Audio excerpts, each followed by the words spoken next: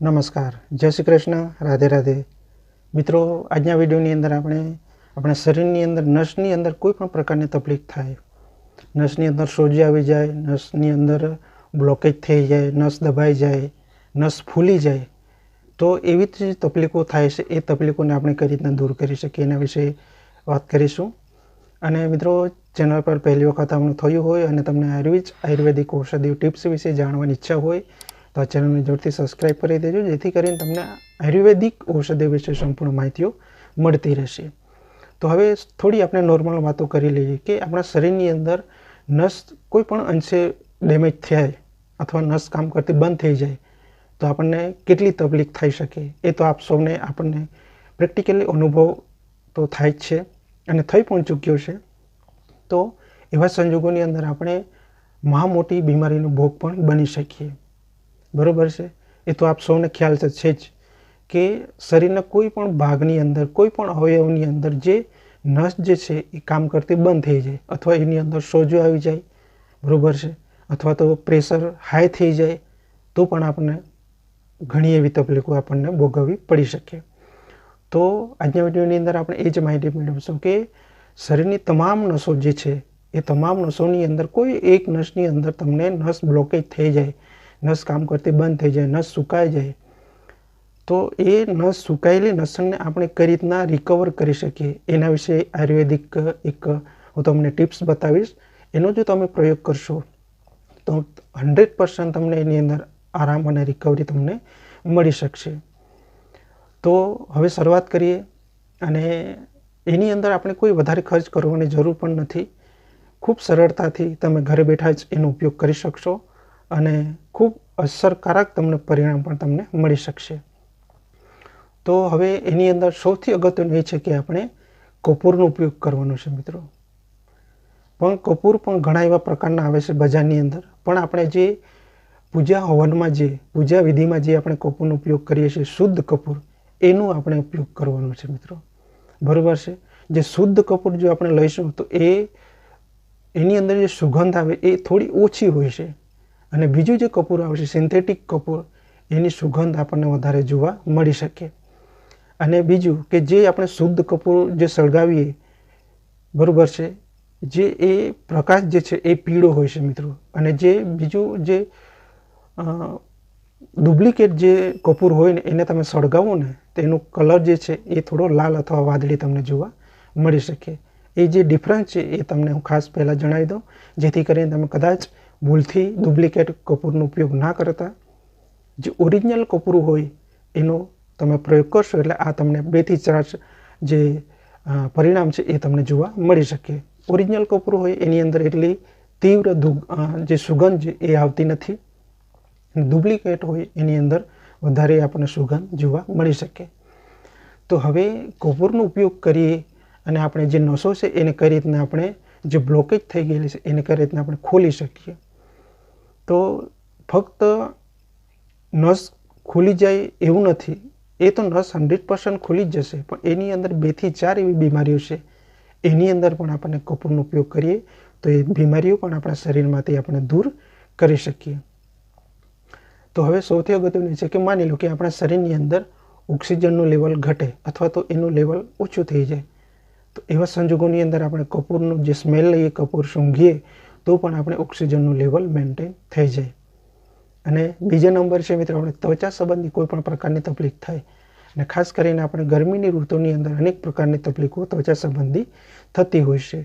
તો ત્વચા સંબંધી કોઈ પણ પ્રકારની તમને તકલીફ થાય, ખંજવાળ આવતી હોય, ચામડી લાલ થઈ જતી હોય, દાદર, ખરજવું, આ જે કંઈ નાની મોટી બીમારીઓ હોય ત્વચા સંબંધી રિલેટેડ, તો એવા સંજોગોની અંદર તમારે કરવાનું શું, નારિયેળનું શુદ્ધ તેલ લઈ લો, એની અંદર શુદ્ધ કપૂર આપણે નાખવાનું. એ કપૂર ઓગળી જાય તેલની અંદર, ત્યારબાદ એ તેલ દ્વારા તમને ચામડી પર, ત્વચા પર કોઈ પણ પ્રકારની તકલીફ હોય એ જગ્યા પર તમે માલિશ કરો એટલે એ સમસ્યાથી તમે 100% છુટકારો મેળવી શકશો. બરાબર છે? તો આ રીતે ત્વચા સંબંધી જે તકલીફ થાય છે એની અંદર પણ આપણે કપૂરનો ઉપયોગ કરીએ તો અઢળક ફાયદા આપણને મળી શકે. અને ત્રીજા નંબર છે મિત્રો, માની લો કે આપણે પગની અંદર સોજો આવી જાય. ઘણી વખત આપણે જોઈએ છીએ આખો દિવસ આપણે કશે ઊભા રહેવાનું હોય, ઊભા કામ કરવાનું હોય તો પણ આપણે પગની આ બંને પાટલી ઉપર સોજો આવી જતો હોય છે. તો એ સોજો આપણે કઈ રીતના દૂર કરી શકીએ, તો એવા સંજોગોની અંદર પણ આપણે કપૂરનો ઉપયોગ કરી શકીએ.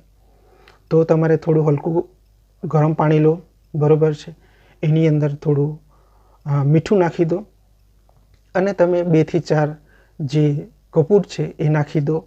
એ ઉગળી જાય ત્યારબાદ તમે બંને પગ તમારે એ હલકા ગરમ પાણીની અંદર રાખી દેવાના. તો જે પગનો જે સોજો થાય છે એની અંદર પણ તમને ખૂબ સારું રિઝલ્ટ તમને મળી શકશે. આ પ્રેક્ટિકલ અનુભવ પણ તમે કરી શકો છો. તો હવે સૌથી અગત્યનું એ છે કે આપણે નસો કઈ રીતના ખોલી શકીએ, નસોની જે બ્લોકેજ છે એને કઈ રીતના આપણે રિકવર કરી શકીએ.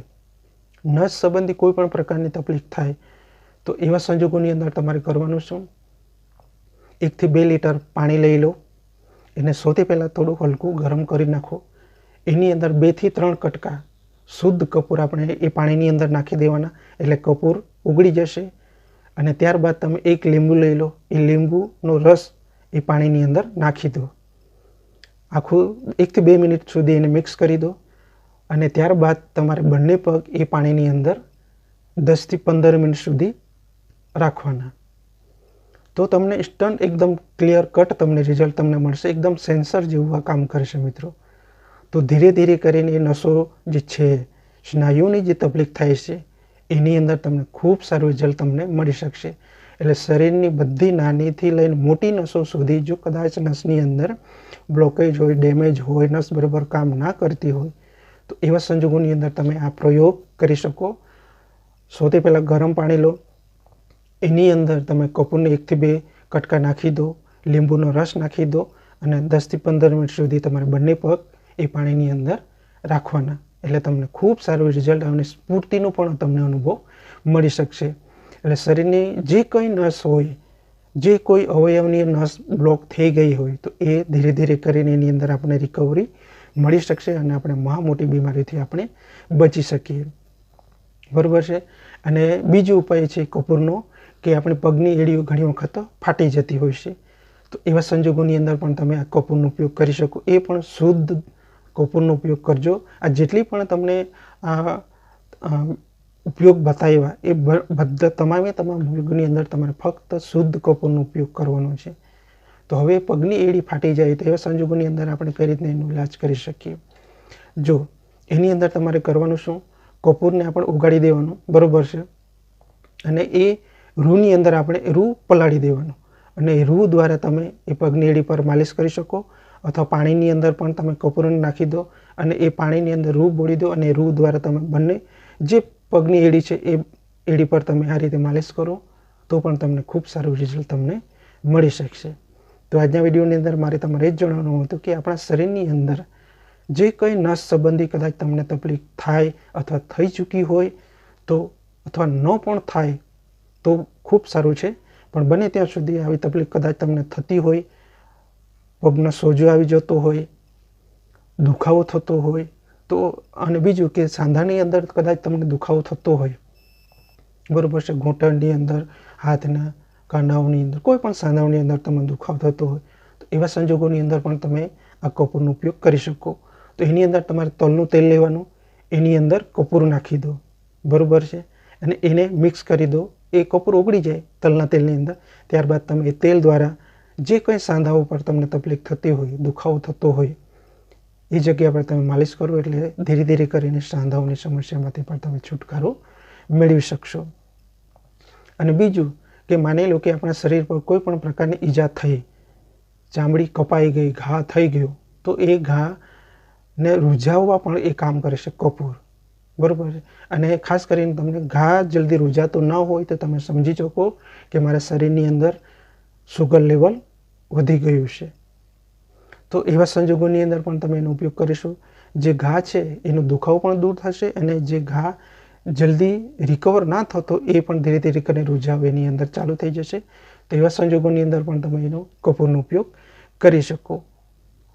તો એની અંદર તમારે કરવાનું શું, કપૂર લઈ લો, પાણીની અંદર એને નાખી દો અને એ પાણી દ્વારા તમે એ જગ્યા પર તમે ઘા પર લગાવો એટલે દુખાવો ઓછો થશે અને ઘાની જે રૂઝાવની જે વધી જાય છે એની અંદર પણ તમને રિકવરી તમને જોવા મળી શકશે.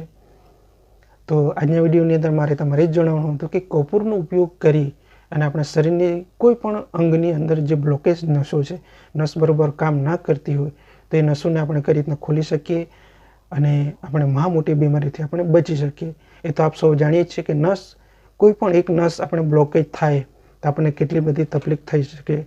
જો મિત્રો એની અંદર સાયટિકાની જે તકલીફ થાય છે ને મિત્રો, એની અંદર નસ બરોબર કામ ના કરી શકે તો આપણે સરખી રીતે બેસી પણ શકતા નથી, ઊભા પણ થઈ શકતા નથી અને આપણે કામ પણ કરી નથી શકતા. બરોબર છે? તો એ તો આપ સૌ જાણો જ છો કે સાયટિકાની તકલીફની અંદર જે પાછળની જે નસો છે એની અંદર આ તકલીફ થતી હોય છે.